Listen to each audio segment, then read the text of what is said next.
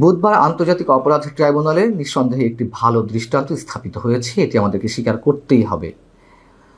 সাবেক প্রধানমন্ত্রী শেখ হাসিনার বিরুদ্ধে যতগুলো মামলা ট্রাইব্যুনালে চলমান, তার মধ্যে একটি হচ্ছে আদালত অবমাননার কারণে, এবং সেই মামলাতে শেখ হাসিনার পক্ষে রাষ্ট্র এতটাই উদার যে তার পক্ষে স্বপ্রণোদিত হয়ে একজন আইনজীবীকে নিয়োগ দিয়েছিলেন, যিনি কিনা শেখ হাসিনার ফাঁসি দাবি করেছেন এর আগেই, হাসিনা সরকার পতনের সময়।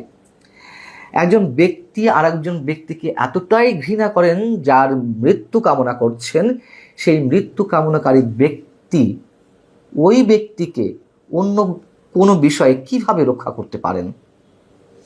এটি হতে পারে না, এটি হয় না, স্বাভাবিকভাবে এটি হয় না।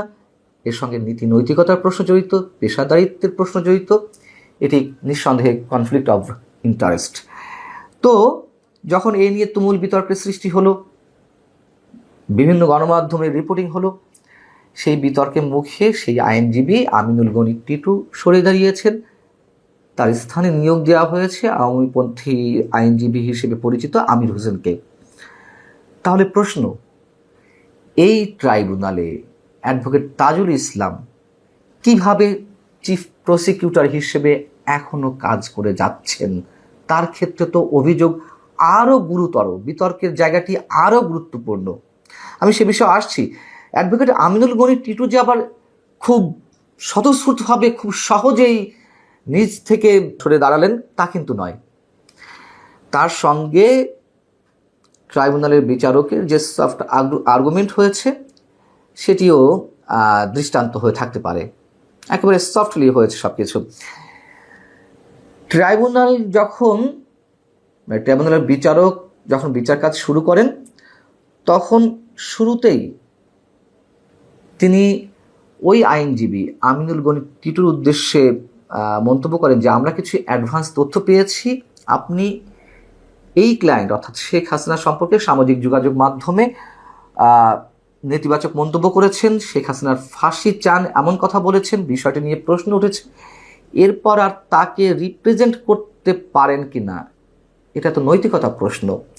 তো আইনজীবী গনি সাহেব বলছিলেন যে স্টেট ডিফেন্স হিসেবে নিয়োগ দেওয়ায় আমি সম্মানিত বোধ করছি, আমি আমার মক্কেলের প্রতিনিধিত্ব করতে চাই, সেজন্য আমি প্রস্তুতিও নিয়ে এসেছি। আমার 36 বছরের পেশাগত জীবনে অসততা নেই। তো শেখ হাসিনার ফাঁসি দাবি করা পোস্ট নিয়ে ট্রাইব্যুনালের জিজ্ঞাসায় আমিনুল গনি এ মন্তব্যও করেন যে এটি তার ব্যক্তিগত বিষয়, এর সঙ্গে পেশাদারিত্বের কোনো সম্পর্ক নেই। এই মামলায় শেখ হাসিনার পক্ষে দাঁড়িয়ে তিনি সততা, নৈতিকতার প্রমাণ দেবেন। কিন্তু ট্রাইব্যুনালের বিচারক বললেন, ন্যায় বিচারের প্রশ্নে আপনি এমনটা করতে পারেন না। তখন আমিনুল গনি টিটু তিনি বলেন যে আমি সরে দাঁড়াতে চাই। সেক্ষেত্রে ট্রাইব্যুনাল সেটিকে মঞ্জুর করে।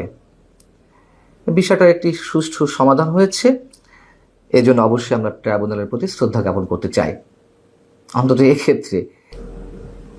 এখন যে বিষয়ে প্রশ্ন করছিলাম অ্যাডভোকেট তাজুল ইসলামের বিষয়ে, 1973-এ এই ট্রাইব্যুনাল তো গঠিত হয়েছিল আমাদের মহান মুক্তিযুদ্ধে যে যুদ্ধাপরাধগুলো সংঘটিত হয়েছে, মানবতা বিরোধী অপরাধগুলো সংঘটিত হয়েছে, তার জন্য যারা দায়ী তাদের বিচারের জন্য, এবং 2009 সালে এসে এটি আবার পুনঃস্থাপিত হয়।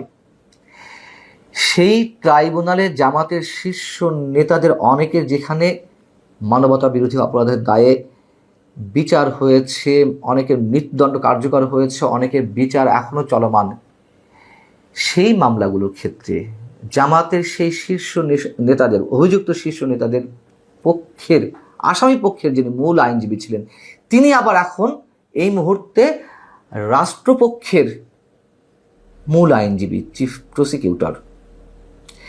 কিভাবে সেখানে এখনও মানবতা বিরোধী অপরাধের দায়ে অভিযুক্তদের যে বিচার কার্যক্রমগুলো চলছে তাদের বিরুদ্ধে তিনি অবস্থান নেবেন?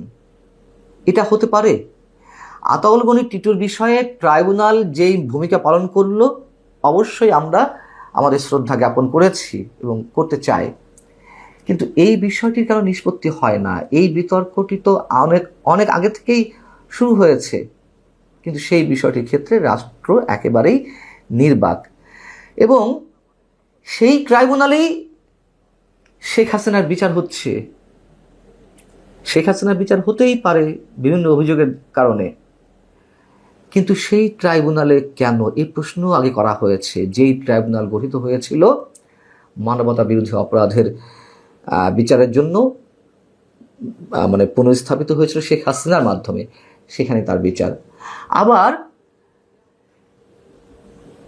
এই কথাও একটু স্মরণ করিয়ে দিতে চাই, জুলাই যোদ্ধাদের জন্য বিশেষ বিশেষ সুবিধা দেওয়া হবে, কোনো আপত্তি নেই। জুলাই যোদ্ধাদের বিভিন্ন ক্ষেত্রে চাকরি অগ্রাধিকার দেওয়া হবে, এইসব বিষয় যেখান থেকে নিষ্পত্তি হবে, সেই জন্য যে আলাদা অধিদপ্তরটি করা হলো সেটিও আবার মুক্তিযুদ্ধ মন্ত্রণালয়ের অধীনে।